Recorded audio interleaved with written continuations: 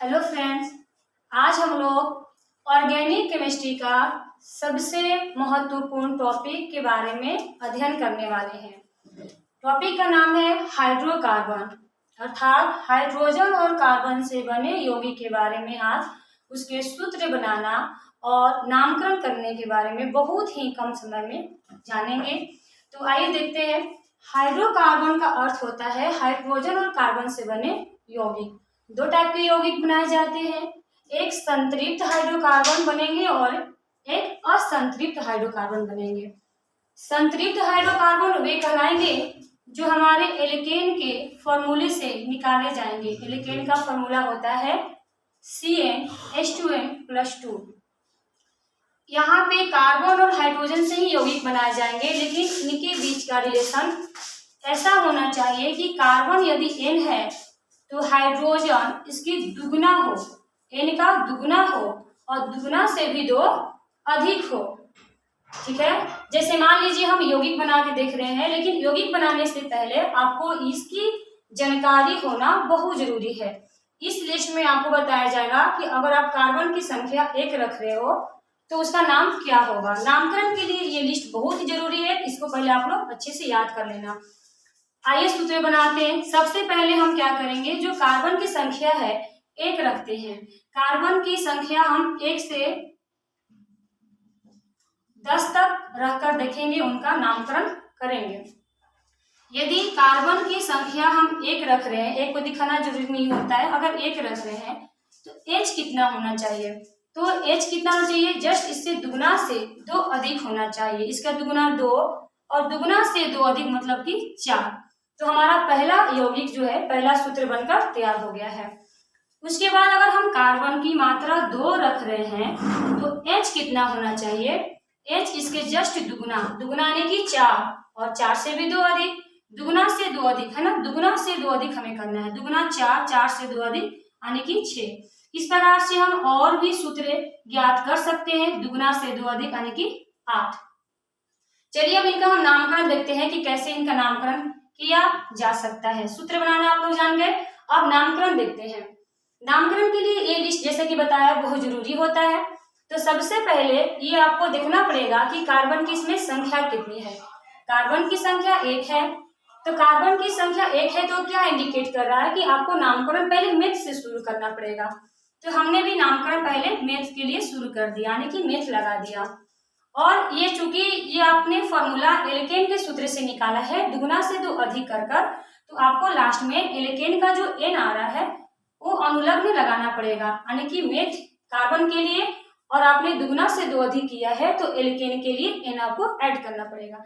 तो यहाँ से आप देख सकते हैं कि नामकरण कितने आसानी से आ गया इनका कि मेथेन होगा। ठीक है, समझिए आप लोग। दूसरा की बात करेंगे, दूसरे बिल्कुल वैसा ही करना है। यहाँ से इंडिकेट आपको मिल जाएगा कि कार्बन 2 को क्या कहते हैं। कार्बन 2 को हम ईथ कहते हैं, तो आप यहाँ से ईथ ऐड कर लेंगे पैतृक नाम के लिए। चूंकि ये फॉर्मूला एल्केन के तौर पे है, दुगना से 2 अधिक, तो यहाँ से आपको मिल जाएगा कि यानी एल्केन का सदस्य है तो आपको N जोड़ना पड़ेगा, और फिर आपको इसका नामकरण बहुत आसानी से हो जाएगा। इसका नामकरण आपका प्राप्त हो जाएगा इथेन। उसी प्रकार से आपने देखा कि कार्बन 3 को क्या बोलते हैं, प्रोप बोलते हैं। तो प्रोप और एल्केन अनुलग्न लगाना होगा, क्योंकि आपने एल्केन के फॉर्मूले से ज्ञात किया है। तो क्या मिल जाएगा आपको, प्रोप में N जोड़िए, हो जाएगा प्रोपेन। तो देखा किस प्रकार से बहुत ही आसानी से नामकरण और यौगिक बनाए जा सकते हैं इस ट्रिक से, और इसको बाकी याद करना पड़ेगा और आगे का आप याद कर सकते हैं। चलिए अब देखते हैं कि एल्कीन और एल्काइन के लिए क्या प्रोसेस है। बिल्कुल सेम प्रोसेस है। आप देख सकते हैं कि एल्कीन का फॉर्मूला CnH2n है। यहाँ पे C कार्बन और हाइड्रोजन है, तो C अगर N है तो H आपको कितना होना चाहिए, जस्ट डबल, उसके जस्ट दुगना होने चाहिए। ठीक है, और इसमें भी हम कार्बन की संख्या जो है, इसमें कार्बन संख्या हम 2 से 10 तक रखेंगे, 2 से 10 तक रखेंगे। ठीक है, ऐसा इसलिए क्योंकि 1 नहीं रह सकते, क्योंकि 1 का दुगना करेंगे 2, और कार्बन ऐसे अस्तित्व में नहीं रहेगा, कार्बन के लिए 4 बॉन्ड की जरूरत पड़ती है। तो 2 रखेंगे, तो कार्बन अगर 2 रखेंगे तो H कितना होगा बताइए, H कितना होगा, जस्ट दुगना होगा, क्योंकि कार्बन N है, H को आपको जस्ट दुगना करना है, N है तो उसको 2N करना है। अगर कार्बन N है तो H को क्या करना है, जस्ट डबल, दुगना, यानी कि 2 दूनी 4 करना है। उसी प्रकार से कार्बन अगर 3 है तो H को कितना करना पड़ेगा, जस्ट डबल करना पड़ेगा, यानी कि 3 का डबल कितना होता है, 6 होता है। और अगर कार्बन 4 है तो H कितना हो जाएगा, 8 हो जाएगा। बहुत बढ़िया। चलिए इसका हम नामकरण देखते हैं कि इनका प्रोसेस क्या है। इनके नामकरण के लिए भी वही हमारा टेबल यूज करना पड़ेगा। कार्बन 2 के लिए इथ लगाना पड़ेगा पैतृक नाम, ठीक है। कार्बन 2 के लिए क्या लगाएंगे, इथ लगाएंगे, इसका पैतृक नाम। और चूंकि आपने ये सूत्र एल्किन के फॉर्मूले से निकाला है दुगना करके, जिसे एल्किन होता है CnH2n, तो आपने दुगना करके एल्किन से निकाला है तो आपको इन वाला अनुलग्न जोड़ना पड़ेगा। तो यहां से इनका जो नाम आया बनके वो आया आपका इथीन, ठीक है। इस प्रकार से नामकरण आगे भी कर सकते हैं। कार्बन 3 को क्या बोलते हैं, लिस्ट में आप देख सकते हो, प्रोप बोलते हैं, प्रोप। और चूंकि ये जो फॉर्मूला तैयार किया है मैंने सूत्र, वो एल्किन से तैयार किया है तो इन अनुलग्न में जोड़ना पड़ेगा। इस प्रकार से ये क्या बन जाएगा हमारा, प्रोपीन। और हम लोग इसको भी नाम क्या कर सकते हैं, ब्यूट प्लस इन क्या हो जाएगा, ब्यूटीन। तो देखा आपने, हमने एल्केन और एल्किन का नामकरण कर दिया कितने आसानी से। अब हम एल्काइन की ओर चलते हैं। एल्काइन के लिए क्या प्रोसेस है, सेम टू सेम इनके लिए भी है, बस फॉर्मूले ध्यान में रखने चाहिए। आपको दुगना तो करना है लेकिन 2 कम कर देना है, दुगना करना है और 2 कम कर देना है। इनके लिए भी हम कार्बन की जो मात्रा रखेंगे वो 2 से रखेंगे, 2 से 10 तक रखेंगे। आप 2 से 10 तक कर सकते हैं, 10 तक के लिए ट्रिक आनी टेबल बनाया गया, आप देख सकते हो। तो 2 से 10 तक रखेंगे। पहले हम कार्बन की जो मात्रा हम 2 रख रहे हैं, तो बताइए कि H कितना हो सकता है। तो फॉर्मूले पे जाइए, देखिए क्या रिलेशन है। कार्बन यदि N है तो हाइड्रोजन 2N होना चाहिए, है ना, दुगना होना चाहिए, और दुगने से भी 2 कम होना चाहिए। तो यहाँ सोचिए, कार्बन अगर 2 है तो H कितना होना चाहिए, जस्ट दुगना, पहले दुगना करना है, ठीक है, तब 2 कम करना है। तो दुगना कीजिए, कितना हो जाएगा, 4। 4 से भी 2 कम कर दीजिए, कितना बचेगा, 2 बचेगा, ठीक है। दुगना के ये 4 हुआ था, 4 से भी 2 कम कर दिए, ठीक है।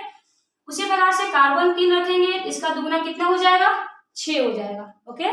और 6 से भी 2 कम कीजिएगा तो कितना बचेगा मेरे पास, 4 बचेगा। उसी प्रकार से कार्बन 4 और इसका दुगना करेंगे 8, और 8 से भी हमें क्या करना है, 2 कम करना है, 2 कम करेंगे कितना बचेगा, 6। तो देखा आपने, इस तरह से हम लोग इसका सूत्र की निर्माण कर लिए एल्काइन का, सारे एल्काइन के सदस्य हो गए। अब नामकरण देखिए, नामकरण का वही प्रोसेस है हमारा। देखिए कार्बन 2 को क्या बोलते हैं, फिर से बता रहे हैं, बार बार आप इसको याद कर लो तो आसानी से आपका नामकरण हो जाएगा। कार्बन 2 को क्या बोलते हैं, इथ बोलते हैं। कार्बन 3 को प्रो और कार्बन 4 को ब्यू। यहाँ से हमें हेल्प मिल जाएगी, इंडिकेट मिल जाएगी। कार्बन 2 को क्या बोलना है हमें, कार्बन 2 को हमें बोलना है, कार्बन 2 को बोलना है हमें इथ बोलना है, ओके। और ये दुगना से हम 2 किए, रिलेशन क्या है इन दोनों के बीच में, दुगना होके 2 कम हुआ है, ठीक है, तभी तो 2 यहाँ बचा हुआ है। तो इसलिए इनमें जो है अनुलग्न लगाएंगे हम आयन का, क्योंकि ये फॉर्मूला एल्काइन का था, तो क्या लगाएंगे, आयन लगाएंगे। तो यहाँ से जो बनेगा हमारा इथाइन बन जाएगा, नामकरण क्या हो जाएगा इनका, इथाइन नामकरण हो जाएगा, सही है। आगे देखिए, कार्बन 3 को क्या बोलते हैं, प्रोप बोलते हैं, ठीक है। और ये जो इनका सूत्र का निर्माण हुआ है एल्काइन से हुआ है, तो इसलिए यहाँ पे क्या अनुलग्न जोड़ेंगे, आयन जोड़ेंगे। और यहाँ से नया जो बनेगा इनका नाम वो हो जाएगा हमारा प्रोपाइन, प्रोपाइन, प्रोपाइन। और इसी प्रकार से आप देख सकते हैं इनका ब्यूट होता है कार्बन 4 का, और यहाँ पे लगाएंगे आयन, तो क्या नाम बन जाएगा, ब्यूटाइन। तो बहुत ही आसानी से आपने देखा कि कैसे हम नामकरण और सूत्र का निर्माण कर दिए थे, और नामकरण में कोई दिक्कत नहीं हुआ। मेरे ख्याल से आपको भी दिक्कत अब नहीं होना चाहिए अगर ये आपको टेबल याद रहे तो। इसके फायदा ये होगा कि कभी भी कोई सूत्र आपके सामने रख दिया जाएगा, C4 और H10 कर दिया जाएगा, तो आपको दिखना पड़ेगा कि दुगना से 2 अधिक, ना, दुगना 8 से भी 2 अधिक है, और पूछ दिया जाएगा बताइए ये कैसा यौगिक है, संतृप्त है या असंतृप्त है।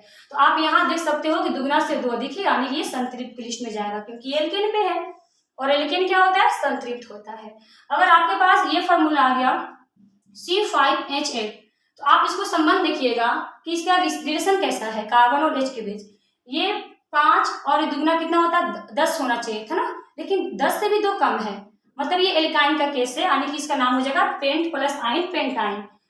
तो कैसा सा हाइड्रोकार्बन हुआ हमारा, ये असंतृप्त में आएगा, क्योंकि असंतृप्त में एल्कीन भी आते हैं और एल्काइन भी आते हैं, तो इनको हम लोग चूज कर देंगे, ये जाएंगे हमारे असंतृप्त हाइड्रोकार्बन के लिस्ट में। तो उम्मीद करते हैं कि आपको ये वीडियो बहुत अच्छा लगा होगा, आपको बहुत हेल्प मिली होगी। तो अभी से अब इस वीडियो में इतना ही, और आगे के लिए हम और अच्छी वीडियो बनाएंगे आपके लिए, ठीक है। तब के लिए बाय, टेक केयर।